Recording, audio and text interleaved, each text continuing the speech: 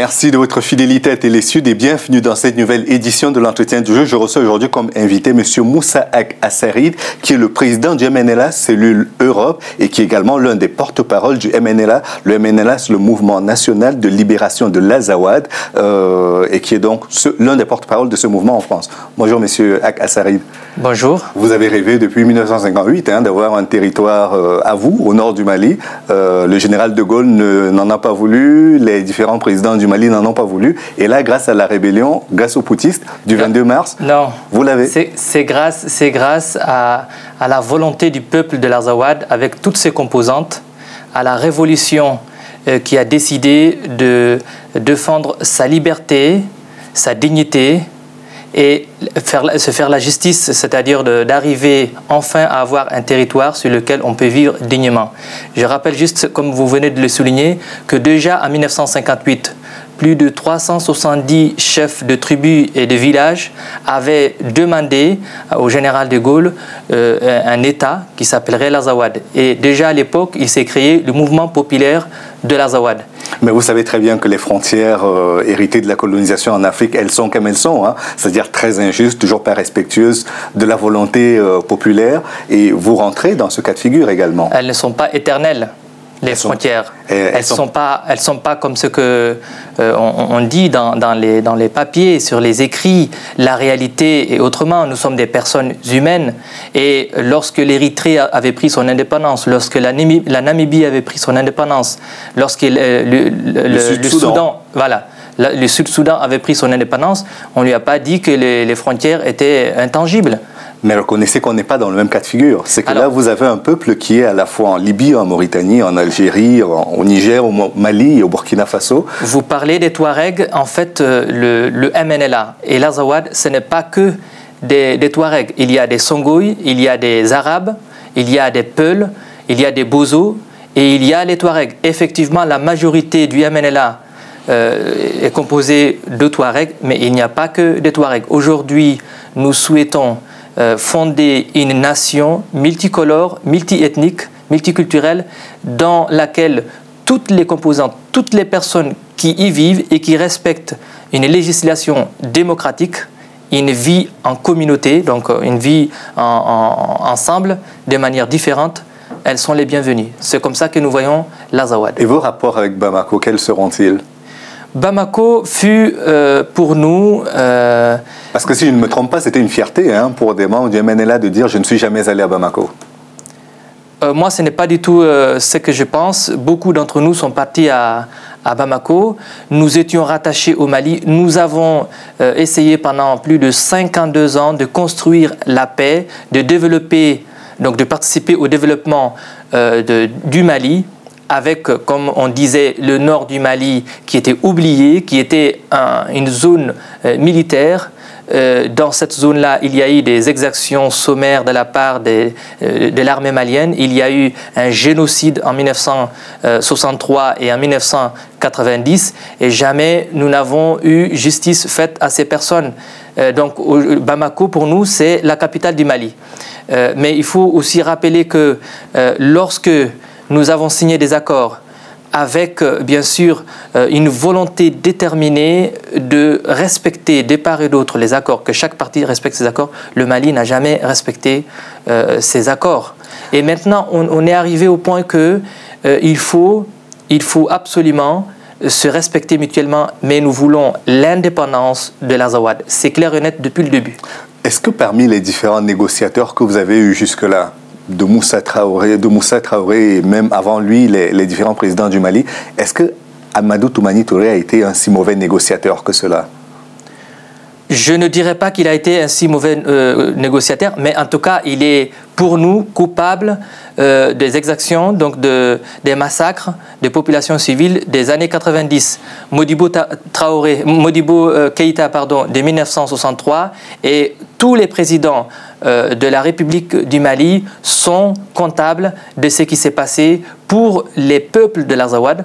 Ils avaient monté des gens, des communautés contre des communautés. Ils avaient divisé l'Azawad, les communautés de l'Azawad, pour se battre contre elles.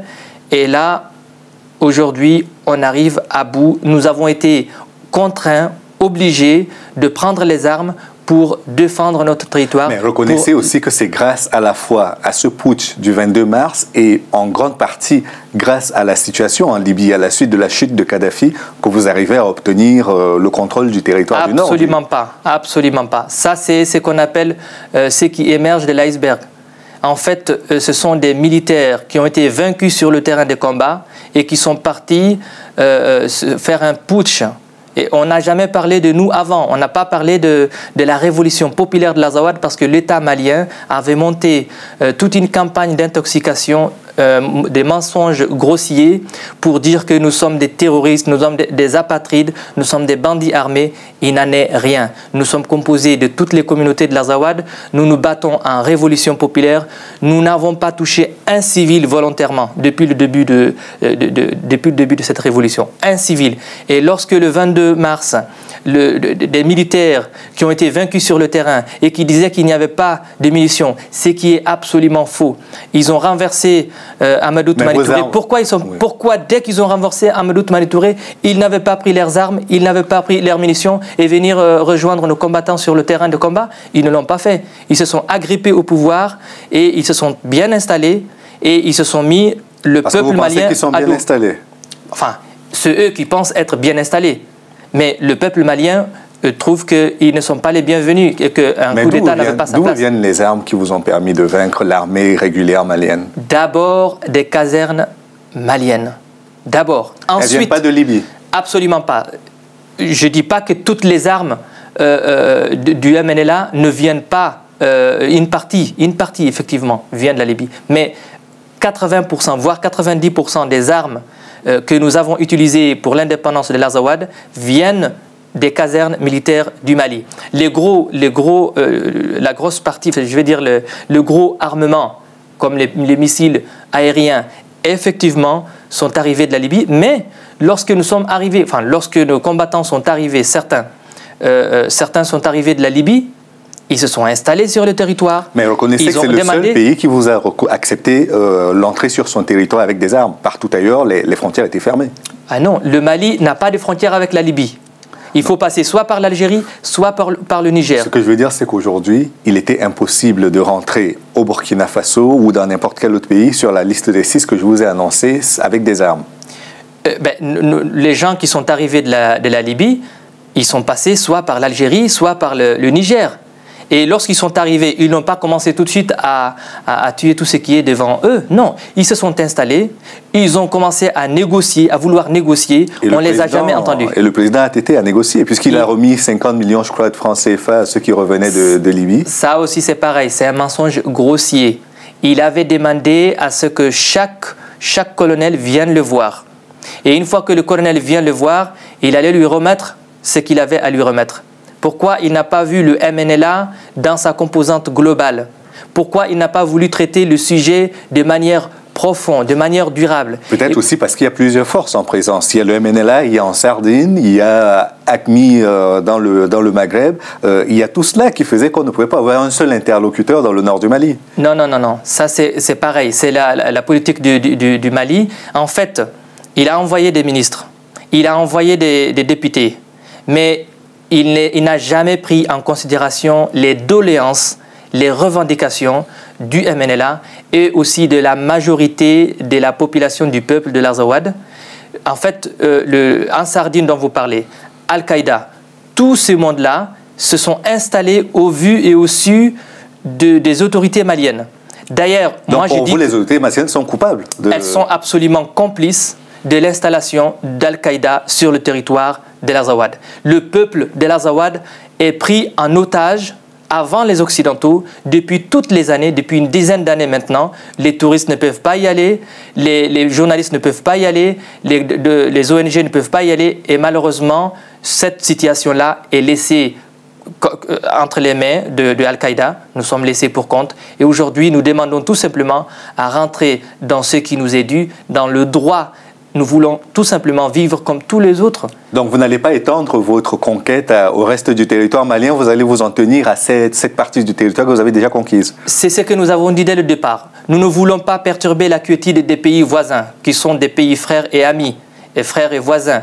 Le Mali est un pays frère. Le Mali est un pays ami. Nous avons des parents de part et d'autre. Mais ce que nous demandons, c'est le territoire de l'Azawad, qui est composé des 3 régions de l'anciennement nord du Mali, Gao, Tombouctou, Kidal, et une petite partie de la région de Mopti, notamment Douanza, Hambouri. D'accord. Donc aujourd'hui, si les interlocuteurs de la CEDEAO qui sont là, ceux de l'Union africaine, qui ne manqueront pas de vous solliciter probablement, ou que vous ne manquerez pas de solliciter puisque vous voulez une reconnaissance, s'ils viennent et vous disent que vos réclamations sont sans objet, qu'est-ce qui arrive? Et ils vont le dire au peuple de l'Azawad.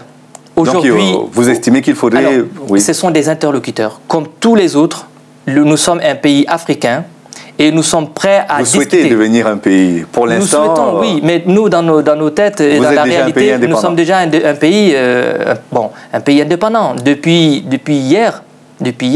Et d'ailleurs, ce que je voulais dire à la communauté internationale et surtout à l'Union africaine et à la CEDEAO, c'est que nous devons être traités comme tous les autres. Nous ne sommes pas des terroristes, nous ne sommes pas des brigands. Nous sommes des gens... pris d'otages? Non, absolument pas. Le MNLA n'a aucun otage. Nous avons des prisonniers de guerre que nous avons pris sur le champ de bataille.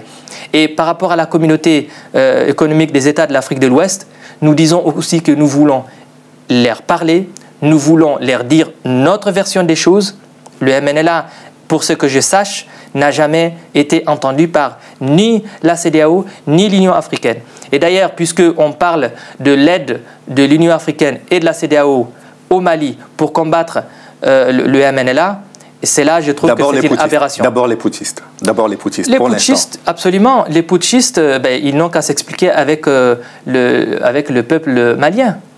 Et si jamais on revenait dans ces discussions en disant on ne vous reconnaît pas l'indépendance, le Mali doit organiser ses élections sur l'ensemble du territoire, y compris dans l'Azawad, qu'est-ce que vous faites? Vous reprenez les armes? Je ne dis pas. Pour nous aujourd'hui, nous contrôlons le territoire de l'Azawad. Nous ne faisons plus partie du Mali pour nous. Donc s'il y a des élections au Mali... Pourtant la nouvelle junte du CNRDRE dit qu'elle va discuter avec vous, qu'elle envoie des émissaires pour discuter avec vous. Si le peuple malien choisit la junte comme étant ses représentants, nous sommes prêts à discuter avec eux. Mais c'est le peuple malien, c'est avec le peuple malien que nous voulons discuter. C'est avec la communauté internationale que nous voulons discuter. Avec des garanties, avec des pays, par exemple des pays de puissance du monde, qui sont prêts à nous soutenir pour que le droit soit, et que le peuple de l'Azawad soit aussi dans son droit. L'autodétermination, l'indépendance de l'Azawad, pour nous, ne sont pas discutables. D'accord. Mais là, vous entrez dans une situation qui n'est pas très différente de celle du Maroc, hein, avec le Front Polisario. Nous, c'est notre réalité et nous nous occupons de notre réalité. Nous voulons protéger le peuple de l'Azawad avec toutes ses composantes et sa diversité. C'est ça l'objectif. Nous n'allons pas plus que ça.